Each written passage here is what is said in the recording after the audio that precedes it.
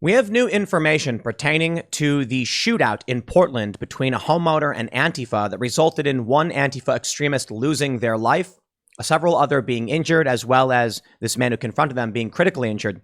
It's being reported now that this man is known as Benjamin Jeffrey Smith. Antifa says that he is a furry. That is, an individual who dresses up in a fursona, like a persona, a cartoon animal type costume. I don't really know how to describe what furries are other than they're people who wear these costumes. Maybe there's some way they describe it. I don't know. They're saying, Antifa is saying that this guy is a furry. And they're going on to say that furries have very serious Nazi problems. And thus, it all makes sense now. Okay. The media is also saying this guy is a accused mass shooter. I'm just going to pause and say, I think maybe Antifa is lying. I think maybe the media shouldn't run with their version of events because, of course, they lie. These are violent extremists. They're organizations. I say organizations because they're cells of Antifa across the country. They've actively engaged in violence, destruction, and murder. Notably, when Aaron Danielson was shot twice in the chest at near point blank range in Portland, walking down the street, minding his own business. And now, of course, controlling the narrative is the most important thing they can do. Now, truth be told, some of the information coming out about this guy, it seems legitimate. This guy, according to some messages that are put out, did not like Antifa, did not like the far left, but I don't know if that's surprising at all based on the information we got. For those that don't know the story, this guy reportedly went up to, Antifa and said, stay away from my neighborhood, you're violent terrorists. And if you come near my home, I'll shoot you, something to that effect. I don't know if I believe that version of events because it came directly from Antifa and this guy's critically injured. So we don't know exactly. I won't just blindly trust. Oh, but 5 Antifa said this. Yet they're all liars. They cleaned up the evidence. Let me tell you something right there, full stop. You can say whatever you want about this guy. You can say all the bad things in the world. And I'll say, look, man, shootings are bad. Okay. We don't want anyone losing their lives. This was a bad thing that happened. Y'all should do whatever you can to avoid a fight. As it goes, any fight you can avoid is a fight you've won. But when Antifa cleared evidence from the shootout, police believed they were picking up casings and trying to cover up what had happened. That right there says to me, I think Antifa started it. I genuinely think that. So here's what I imagine probably happened. And this is all speculative. You can't trust Antifa, and we have no other statements. I'm willing to bet this guy, and I'll go through this. We'll show you some of the stuff that that they're saying about him. I believe he probably came up and saw Antifa and said, "Get out of my neighborhood." They had guns, confirmed by the fact that this guy was shot, and they bragged about taking a chunk out of him. They were armed. I don't know how many people. Someone reportedly turned in a rifle to the cops. How much do you want to bet that this guy confronted them and said, get out, had a gun, and Antifa pointed their gun at him, just like they did to the people driving their cars in Portland? Or how about in Provo, Utah, where they shot a driver? How much you want to bet this guy said, you're not playing that game with me? And when they raised their weapon, he fired on them. You see, this is the real challenge with political conflict or any kind of conflict. And I think people need to understand that with great power comes great responsibility, as Uncle Ben told us. If you're armed with a gun, you need to understand, okay? If someone else has a gun, you're both in this very serious moment where if any of you makes a move, the other could perceive it as a threat and take action to stop you. That being said, I do not imagine a scenario that the Antifa is trying to play this off like, but we were just peaceful and unarmed individuals marching down the street. They actually tried claiming they were unarmed. This guy got shot. How are you unarmed if this guy got shot? Liars. They're liars.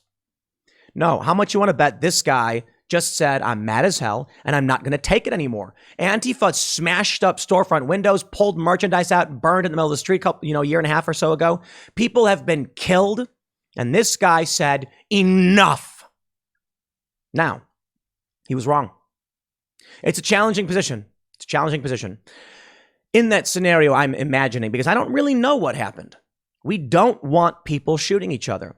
And there is a certain reality to if this guy just stayed defensive and didn't confront them, and again, this is all based on the reporting we've had so far, and it could be wrong, then maybe no one would have lost their lives. But you know what? There are no easy answers here. First and foremost, trust me when I say we all want to avoid violence. You do not want to experience this stuff, man. I mean, I'm sure there are some people that might be a bit more sadistic or just enraged and don't care anymore. I think any regular, individual in this country, any just normal average person, you will not want to experience this stuff. You don't want to understand what this is all about. You don't want to see it. And I'm sure the people who have seen real conflict know you don't. But the challenge here is, what are locals supposed to do? When Antifa is shutting down streets, as they admit they were doing, they're armed with rifles, as is their right, but the combination of illegal activity and the use of guns to threaten the public is going to result in members of the public saying enough. Of course. Now what they're trying to do, the media is coming out, they're calling him an accused mass shooter. Why isn't the Antifa person the accused mass shooter?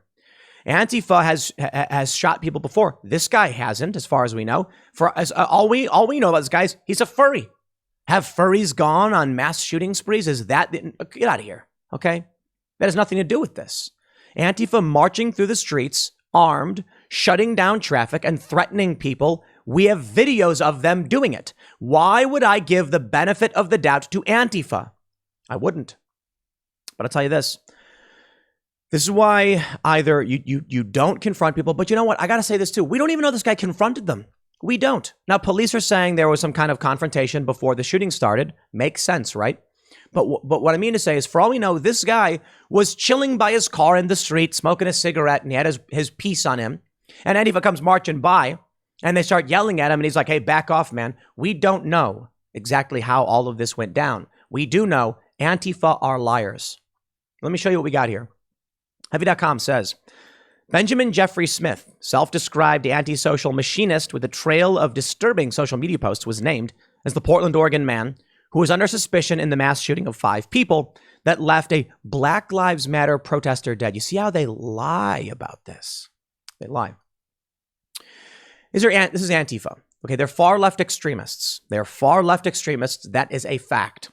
They are not in line with mainstream public opinion. They are on the far left. This guy, they're saying he's a mass shooter. So if a group of people are shutting down streets, committing crimes, they are armed and threatening you, a mass shooter typically refers to someone who goes and just targets random people. This is political conflict. You see how they're framing it this way to make it seem like Black Lives Matter was victimized by an extremist. They have to do it. They have to. Because they're the bad guys. Now, I'm not saying this guy's a good guy. I don't know exactly what went down. And I think we want to avoid these conflicts. I'll say it a million times. But look at how they're already framing it to make it seem like this guy outright is the bad guy. When the initial reporting we got, you see there's a propaganda war. Initial reporting was local homeowner defending home. Antifa recoiled. Oh, how dare you? How dare you? And so what Antifa did, full-on PR mode. Nope. He's not a homeowner. He's a far-right Nazi extremist furry. Okay. They say, Smith has not been named as a suspect by authorities. He was named by Oregon Live, which reported that witnesses have identified him as the shooter. He is described by a member of the furry community as a local furry who goes by the name Polybun. He is also known as Ben Smith and was also shot, leaving him critically wounded. The newspaper reported police have released few details of what they described as a chaotic scene. Smith's roommate told OPD.org. He talked about wanting to go shoot commies and Antifa all the friggin' time. He was just a sad, angry dude. He talked about wanting to do this for a while. He was angry at the mask mandates. He was angry at the liberals. He worked at Peninsula Ironworks. On Reddit, Ben Smith, writing as Polybun, wrote, I'm not that into crowds. I'm not the artistic sort, and I'm fairly antisocial. I'm a machinist by trade, build electronic gadgets and hot rods for fun. Screenshots emerged of posts under his handle on Telegram and other accounts. For now, we don't know if these accounts are true, if it's real. We don't know if this guy actually is Polybun. It's just what someone's saying. For all we know, it's just a lie. And I wouldn't be surprised. Here's what I fear. We have no confirmation on any of this stuff. We just have people coming out and saying, oh, yeah, it's true. So while I think there's a good chance, this guy held these sentiments, don't get me wrong. We got to be careful of the possibility that Antifa, known extremists who lie for political purposes, are lying on purpose to skew the story early on before more information can come out. Because maybe it turns out this isn't the guy. Maybe it's not Ben Smith. This guy, they're saying, oh, but the other guy had a beard. That's what they were saying. This guy doesn't, here's a photo of him, he's got no beard. The guy who came out had a beard. How do we know it's the same guy? Might not have been. They might have just identified this guy because they can make, this homeowner look as bad as possible. So that what'll happen now is you'll have activists coming out saying Black Lives Matter protesters were shot and killed. And we all remember Kyle Rittenhouse. We all remember what happened with Kyle Rittenhouse defending himself and how they lied about it. You give them a chance, they lie about it. Look, you want to avoid these conflicts, but I tell you this, man, if something's coming to your town, get cameras. If it wasn't for the cameras that in Kenosha, Kyle Rittenhouse probably be in prison for life. But there were witnesses and there was cameras and he was able to show people what happened. How much you want to bet this is a similar circumstance? I'm willing to think so. We typically don't get stories like this. When the story comes out about some kind of shooting like we saw in Kenosha, two people lose their lives. Turns out Kyle Rittenhouse was defending himself and running away. But they lied and said he was hunting them down. He crossed state lines. Think about how insane and psychotic the lies were about Kyle. He crossed state lines with a gun to go hunt down black protesters. Not true at all. But that's what they kept saying over and over again. I'm willing to bet, based on all that, this guy might have been chilling by his car, smoking a cigarette, saw Antifa walking by, said nothing. They started screaming at him. So he started screaming back. They had their rifles on him, pointed at him, and he probably pulled out his gun and fired on him or something like that. He could have maybe even been running away. You know what? I'll tell you this. Before I believe anything they're saying, I'd be more inclined to believe that he was fleeing Antifa as they were trying to shoot him in the back. I would be more inclined to believe that over their story because they've lied about everything. Michael Brown was a lie. Trayvon Martin was a lie. Ahmaud Arbery was a lie. They're all lies all the time. What did they say that George Zimmerman, just went up and shot Trayvon? Turns out Trayvon was on top of him and pummeling him on the ground. Michael Brown, hands up, don't shoot. Turns out he was actually attacking a cop. Ahmaud Arbery, they said, was just jogging. Turns out, according to the prosecution in the case, he was actually a felony burglary suspect. I'm not saying any of that justifies these people losing their lives. I'm saying I'm tired of being lied to. Want me to believe this garbage? According to anti-fascist researchers, I'll trust them, confirmed Polybun with his roommate, Smith made anti-Semitic comments and praised Kyle Rittenhouse, the Kenosha teen acquitted in the shootings of 3 people at riots in Kenosha. Interesting. He praised a kid who was defending himself? So look, I don't know about what this was all about, and I will stress it for the millionth time. Please avoid these fights. Avoid these conflicts. I can say that a million times, but it's going to keep happening. It's going to escalate from here. The far left is going to come out and they're going to claim, oh no, the far right is attacking us. They're going to lie. They're going to cheat. They're going to steal like they do. Regular people are going to say the police won't do anything about it. These people are marching around armed with rifles, shutting down traffic and committing crimes. Yo, you're allowed to keep and bear arms. I'm a two-way absolutist. I think people have a right to keep and bear nuclear arms. Hey, Constitution says it. Now, what I mean to say, to clarify, is that I think the Constitution protects your right to do so. Whether or not people actually should, I'm not entirely convinced. I certainly think there can be certain limits on individuals owning powerful weapons, but I still think, for the most part, I'm fairly absolute on Second Amendment. Why? Military contractors can own these weapons. Major, massive military corporations have fighter jets and missiles and all that stuff. Who else makes it? Contractors, privately owned. And if a private company can own it, that means you can too. Seriously. You just need permits and stuff for like cruise missiles or something if you want to build it, I guess. So make sure you file your proper paperwork. But I'm fairly absolute. The right to keep and bear arms shall not be infringed. So if you're marching down the street and you got a rifle, you got a right to do it. The problem arises when you're committing crimes and doing the same thing. I believe nonviolent civil disobedience should be allowed and should be tolerated within reason. Those who make peaceful revolution impossible make violent revolution inevitable. Kennedy said that. So if you're marching down the street chanting, yeah, you're allowed to do it. If you're marching down the street chanting and you're armed, I also think that is a tolerable line. You got to be careful, though. You get very close to committing a crime with a weapon, and now you're not engaged in nonviolent civil disobedience. Now you're getting into dangerous territory. But now hold on there a minute. I think you should be allowed to march through the streets, blocking traffic, which is a petty offense, and you should be allowed to keep and bear arms, Second Amendment, because it's tolerable.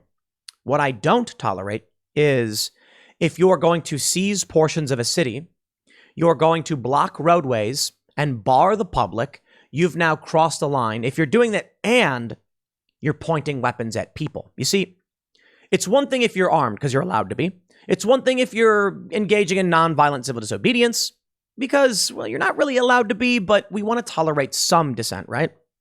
We don't want violent revolution. But here's the issue. When we do tolerate you blocking streets and committing crimes, we say, fine, okay? Be on your way. We'll let you protest because we want to tolerate a certain degree of nonviolent civil disobedience.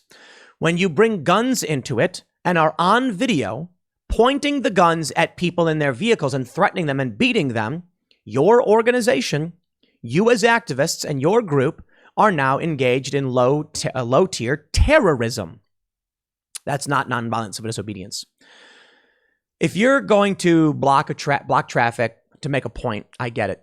If you're going to block traffic and be bearing arms, you better make sure you keep your hands up when they come to arrest you.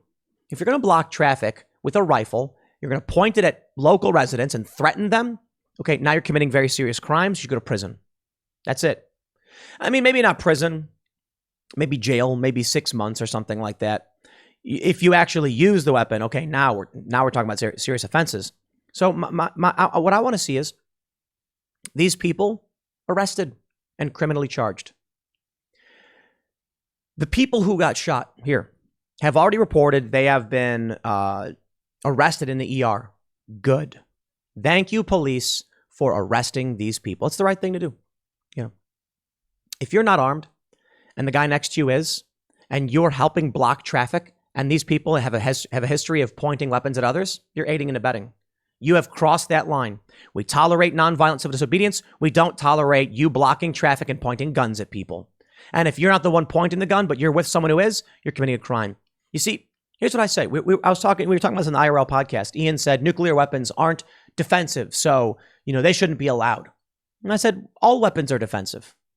You can use a weapon for offense, and then you've committed a crime. If you walk around with a gun, it's fine. If you're now pointing that weapon at someone and threatening them, well, now you've crossed the line. You are in some states, that is overt assault.